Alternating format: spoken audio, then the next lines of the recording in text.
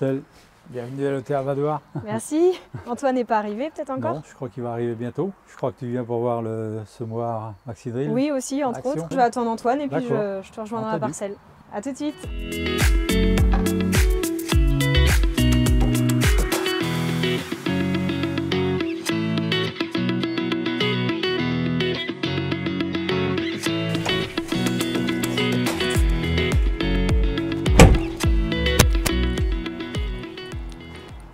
Bonjour Antoine. Salut Estelle, ça va? Ça va? Oui, ça va. Est-ce que tu peux nous expliquer un petit peu comment fonctionne ton entreprise?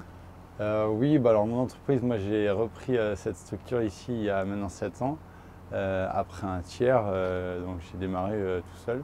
On était 3 au début, donc moi et 2 autres chauffeurs, avec une partie aérie et une partie TP. Et on a conservé ces 2 activités en proportion à peu près égale, donc je me suis toujours dit qu'il fallait plus ou moins être diversifié de manière à pallier les différents aléas climatiques. Par exemple, c'est vrai que nous, l'agricole c'est saisonnier, le TP c'est plus régulier, donc on arrive à jongler dans les 2 activités, donc on a toujours plus ou moins gardé les deux. Donc maintenant on a développé, on a amélioré, on a agrandi, on a évolué pour maintenant arriver, on est maintenant 9 à travailler, donc 8 plus moins de 9. Donc tu as pu conserver en fait la clientèle et puis développer aussi. Ouais, ben on l'a conservé. Ouais, parce que quand on a démarré, on n'avait pas beaucoup de clients. Moi j'ai démarré, on avait 17 clients, 20 clients. La première saison qu'on fait, on ensile 90 hectares, donc je facture 90 hectares d'ensilage. Et donc c'est ce que j'avais dit à mes gars, je dis là on pourra pas faire pire que ce qu'on est là maintenant. Donc maintenant on pourra faire que grandir et évoluer. Donc on avait quelques règles de base et on les a appliquées et puis ça a payé, et puis on a évolué, on a acheté du matériel d'occasion au début, on a fait un peu avec les moyens du bord et puis maintenant on a acheté du matériel un peu plus récent, voire du neuf. Et puis on avance avec les demandes des clients et les demandes de mes chauffeurs aussi, parce que c'est pareil, on est une équipe assez jeune avec des jeunes, moins jeunes, donc c'est assez varié et riche parce que j'ai des gars qui ont l'âge de mes parents. J'ai un chauffeur, lui il a 57, donc c'est des gens qui ont beaucoup d'expérience et qui nous apportent des choses que nous on ne connaît pas jeunes. Et jeunes, nous on a des choses que les plus anciens ne connaissent pas, donc on est bien complémentaires et c'est ce qui fait qu'on est arrivé là, je pense, aujourd'hui. D'accord. Et donc au niveau de ta clientèle, je suppose qu'il y a beaucoup d'éleveurs dans le secteur? Énormément polyculture élevage, donc nous on travaille beaucoup avec des élevages notamment hors sol et des élevages laitiers aussi. Et on a développé nous des clés en main, c'est-à-dire qu'on a des clients, nous on fait l'intégralité des travaux de A à Z, donc c'est-à-dire qu'on met en place, on récolte, on traite, on déchaume, c'est nous qui déclenchons les dates de traitement, c'est nous qui déclenchons aussi les dates d'apport d'azote, c'est nous qui déclenchons les dates de récolte. Donc c'est des formules complètes et qui plaît bien parce que les gens ils sont dans leurs élevages ou ils ont des occupations autres et ils savent que le tueur il gère et moi de mon côté ça les responsabilise aussi mes chauffeurs parce qu'on sait que le boulot qu'on fait c'est le nôtre, s'il est mauvais c'est le nôtre aussi, s'il est bon c'est le nôtre, donc on est content de dire aux clients qu'on a bien travaillé. Et je trouve que c'est valorisant pour les gars parce que on fait un métier entre guillemets éphémère, c'est-à-dire qu'on travaille mais ça ne se voit pas ce qu'on fait. Donc quand on fait l'intégralité des travaux, on voit l'implantation, on voit l'évolution, on voit la récolte. Donc quand le gars il a gagné de l'argent parce qu'on a fait des bons rendements, c'est toujours intéressant pour nous et le client. Voilà. Super, merci pour les explications. Je vais te laisser retourner. Ouais, voilà. Et puis moi je vais aller voir ton père qui est asmé et puis je te rejoins au champ. D'accord, à tout à l'heure. Ça marche, à tout à l'heure.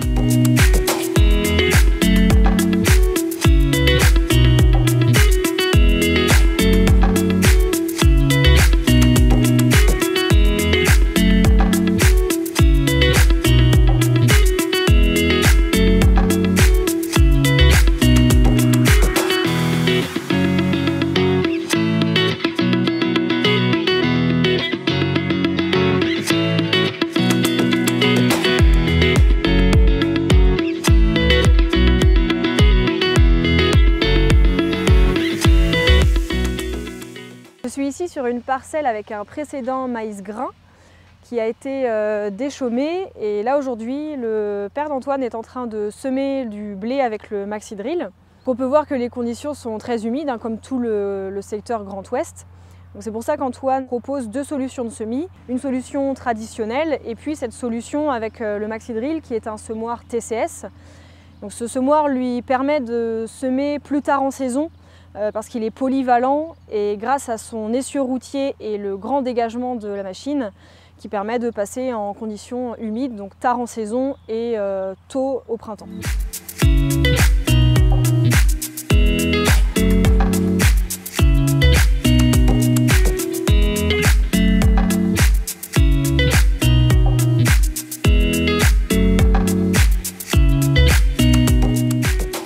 Comme à mon habitude, je vais continuer ma collection de terre. Je vais prélever un échantillon dans cette parcelle. J'en profite, comme c'est une parcelle qui est menée en TCS et qui vient tout juste d'être travaillée.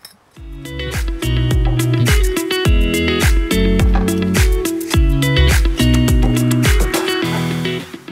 y a même des vers de terre.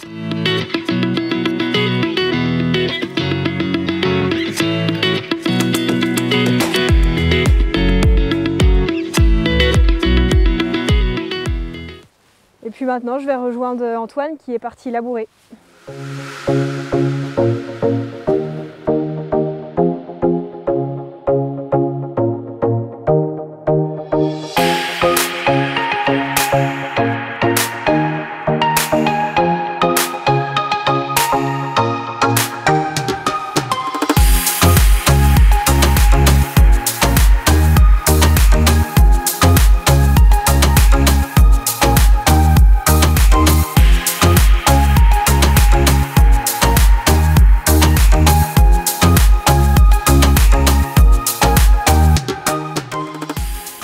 T'as eu le temps de prendre un peu d'avance quand même? Oui, c'est bon, j'ai fini ce que j'avais à faire. Donc maintenant le semoir peut arriver, il y a de l'avance. Je viens d'aller voir le Maxi Drill qui est à semer à côté de l'entreprise. Oui. Et est-ce que tu peux expliquer, tu proposes en fait les deux solutions, la solution TCS et la solution de semis conventionnelle. Oui. Est-ce que tu peux nous expliquer pourquoi tu fais ces deux solutions-là? Nous, on propose deux solutions parce qu'on a de la demande pour les deux solutions et on a une offre à proposer en fonction un petit peu de la demande de nos clients. Et on doit répondre aux différentes sollicitations. Et en fonction un peu des années aussi et des conditions météo, on adapte ou pas les solutions. Et aussi en fonction des envies des gens aussi, parce qu'on a des clients qui veulent absolument du labour et d'autres qui ne sont pas forcément branchés labour. Donc on a deux choix possibles. Après, moi je ne défendrai pas l'une pas l'autre. Je pense que les deux fonctionnent, les deux marchent. Et après c'est un peu à l'envie des gens et à l'envie des clients parce qu'on ne peut pas proposer une solution, on peut être mordu de son labour, on peut être fan de ça, mais on ne peut pas imposer ça. Donc c'est-à-dire qu'il y a des gens, ils sont pour, on y va ou on n'y va pas, mais il y a des gens, ils sont contre, on n'ira jamais. Donc il nous faut deux offres, deux solutions, on a ces deux solutions-là et on les propose en fonction des attentes des clients. En fonction de ce que tu sèmes aussi, je suppose, que ce soit du couvert, du blé ou du colza ou autre. Oui. Alors couvert, tout ce qui est couvert, on le fait avec. Donc on a plusieurs ensembles. Donc on a le Maxi Drill qui fait des couverts. On a un combiné, on va dire déchaumeur trémie frontal. On en a deux même. Donc on a trois ensembles pour faire du couvert et qui permettent de la réactivité. Après tout ce qui est semis de colza, on en fait beaucoup avec le Maxi Drill parce que on a la petite roulette de rappui à l'arrière notamment qui est géniale parce qu'elle plombe la graine et c'est super. On en fait un petit peu à l'herse aussi notamment. Et tout ce qui est blé. Orge, on fait les deux solutions. Aujourd'hui, c'est l'exemple. On a un client, il voulait le Maxi Drill, donc le Maxi Drill tourne. Et on a un client, il veut du labour et de l'air-semoir, et il a le labour et l'air-semoir. Voilà. Mais l'ensemble est imposant, en tout cas, pourquoi avoir fait ce choix-là? Le choix de la charrue frontale, c'est surtout un choix d'organisation de chantier, c'est-à-dire que nous, on a un combiné 4,50 m. Et le fait d'approvisionner le 4,50 m, nous avec une 6 corps portée, ça passe pas. Et moi je voulais absolument qu'il n'y ait qu'un chauffeur dans l'idéal avec le combiné. Donc on a mis une charrue frontale pour optimiser le temps, optimiser le chauffeur et le tracteur, quoi. Donc là on emmène 4,25 m nous, le combiné 4,50 m, en allant un petit poil plus vite que le combiné et en partant un petit peu en avance, on arrive à l'approvisionner. en un chauffeur sur la charrue et un chauffeur sur le semoir. Ce qui fait que des journées comme hier, moi on a réussi à faire 20 hectares sans trop forcer à 2 personnes. Donc tu vois Estelle, on laboure à 20 cm, donc c'est pas des labours très profonds. Bon, le but c'est pas de bouleverser le sol non plus, c'est juste de faire un labour pour enfouir les mauvaises herbes et les résidus de culture, notamment le maïs grain. Et après nous on est soucieux quand même des sols, parce que sur notre combiné 4,50 m par exemple, on a installé nous un gros décompacteur à LSM avec des dents repliables, ce qui fait qu'on détasse quand même le passage du tracteur, même sur du labour on les met, de manière à pas compacter sous les roues et puis pas avoir ces vaguelettes, notamment dans le semis, quoi. Donc certes on a des gros ensembles, certes ça paraît imposant, mais on ne fait pas n'importe quoi quand même. Donc on essaie de lier l'efficacité, la rapidité et la productivité, et en même temps on allie les structures du sol et on essaye de les préserver. Voilà. Oui, puis il faut faire avec la demande du client aussi. On fait oui, en fonction de ce que nous demande le client, ça c'est vrai. Donc tu as des agriculteurs qui ne veulent entendre que par du labour et d'autres pas forcément. Mais c'est sûr qu'après, économiquement, on peut faire le calcul. Un passage en semi-direct, c'est un seul passage. Un labour, un combiné, c'est 2, donc 2 fois le prix quasiment. Donc après, il y a l'aspect économique. Après, dans les 2 cas, on va récolter du blé. Dans les 2 cas, il va lever. Après, il y a aussi, on en a discuté tout à l'heure, mais c'est l'aspect visuel. C'est-à-dire que nous, on a fait les expériences. Semer du blé dans des fans de maïs, visuellement, c'est inquiétant, très inquiétant. On a fait les premiers essais, nous, un peu à la ferme pour voir. Et c'est vrai que la première année, quand j'ai vu le Maxidrill sortir de la parcelle, dans les fans de maïs, on voyait que des fans de maïs. Et néanmoins, il y a eu du blé, quoi. Alors après, il ne faut pas s'arrêter à ça. Après, il faut pas, moi je pense qu'il ne faut pas stigmatiser pour labour sans labour. Il faut faire un peu en fonction aussi des parcelles, des conditions météo, du précédent et puis des envies de chacun, quoi. Moi je suis pas pour, je suis pas contre. Je sais que les 2 marchent parce qu'on fait les 2 fonctionnent. Économiquement, on peut privilégier des solutions ou d'autres. Et après, c'est aux volontés de chacun. C'est ça, ce qui compte, c'est surtout de récolter et qu'il y ait une marge correcte à la fin. Ouais. Et je pense que dans les 2 cas, on y arrive. Laquelle est la meilleure, on ne va pas savoir ça aujourd'hui, mais les 2 fonctionnent, ça c'est sûr. Bon, mais merci en tout cas pour l'explication. Avant d'aller voir la lection, je ferai bien un tour. Je vois que tu as un 8R tout neuf. Oui. Donc je ne suis jamais montée encore dans cette cabine. Eh bien viens, je t'accompagne.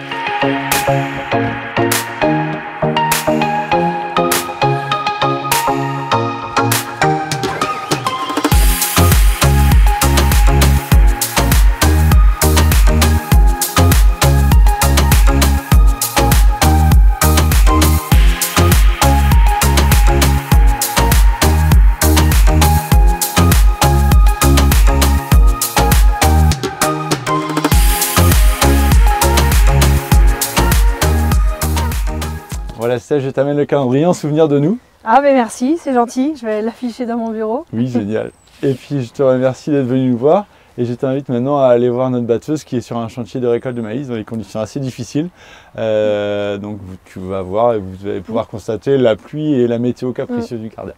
Ça marche, et voilà. Je vais voir ça tout de suite. Ouais. Merci en tout cas pour ton accueil et puis bonne continuation. Oui, à vous courage. aussi, merci, salut. Merci, salut.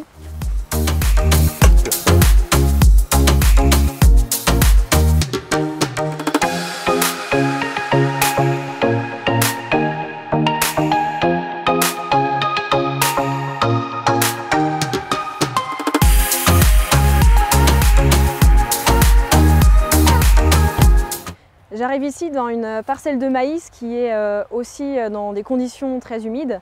Donc c'est pour ça qu'Antoine avait choisi d'investir dans une batteuse à chenilles. Donc il a acheté une Lexion 760 TerraTrack.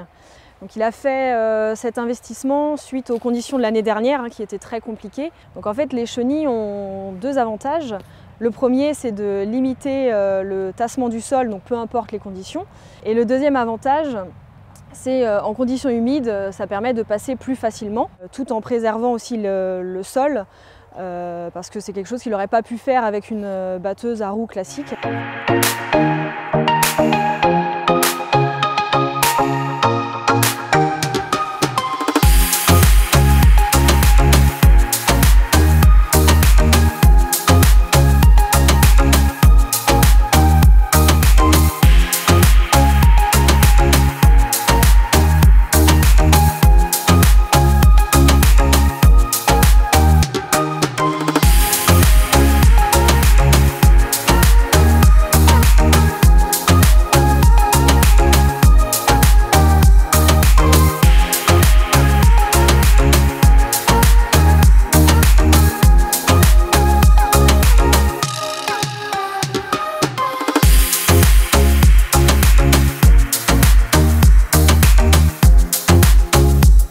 La communication positive passe aussi par ces initiatives.